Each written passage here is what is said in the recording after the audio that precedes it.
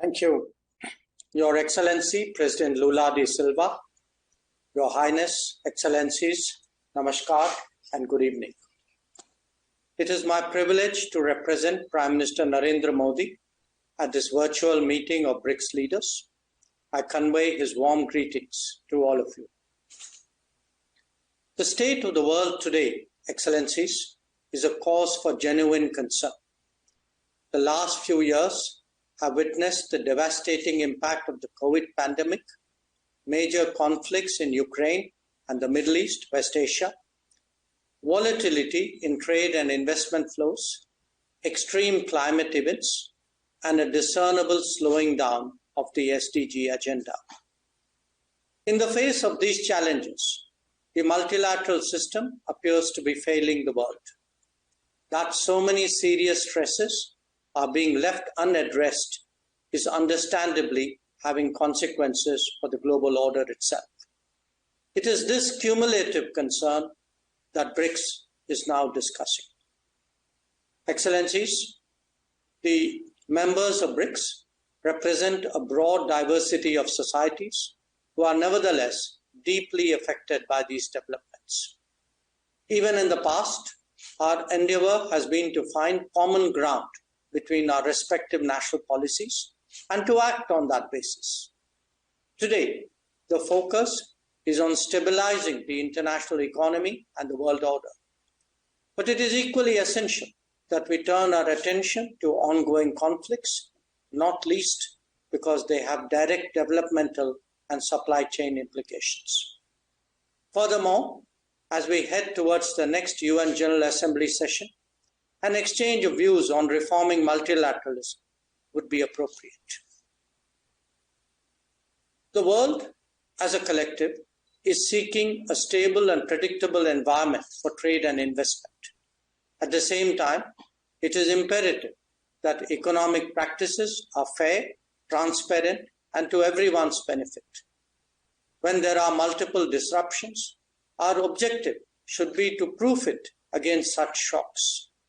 That means creating more resilient, reliable, redundant, and shorter supply chains.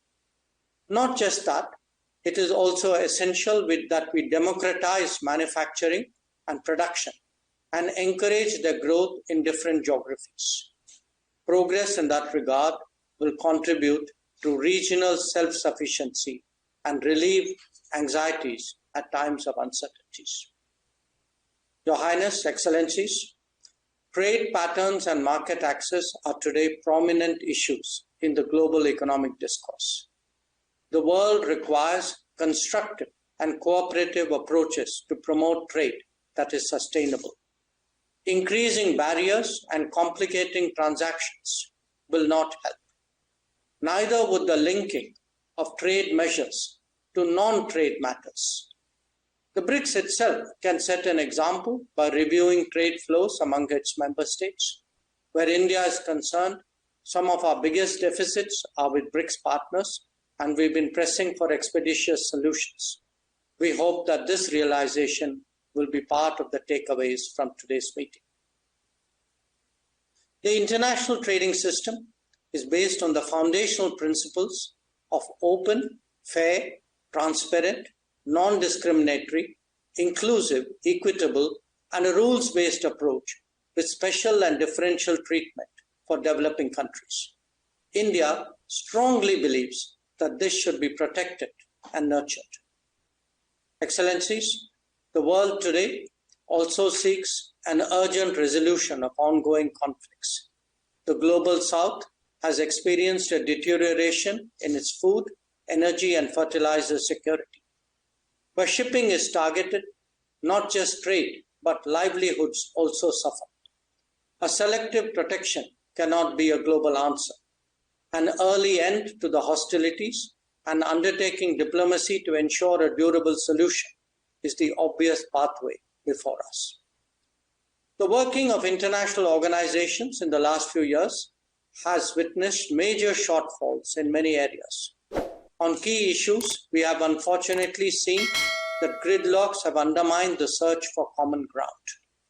These experiences have only made the case for reformed multilateralism generally and that of the United Nations and its Security Council specifically more urgent.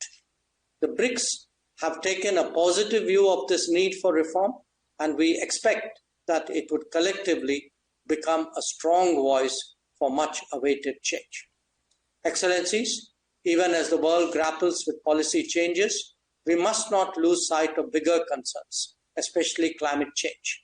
Sadly, both climate action and climate justice are currently slipping in global priorities. We need new thinking and initiatives as well. I commend the International Solar Alliance, the Coalition for Disaster Resilient Infrastructure, and the Global Biofuels Alliance for your consideration. In conclusion, let me again thank President Lula da Silva for convening us today and for the opportunity to present India's views and positions. I thank you.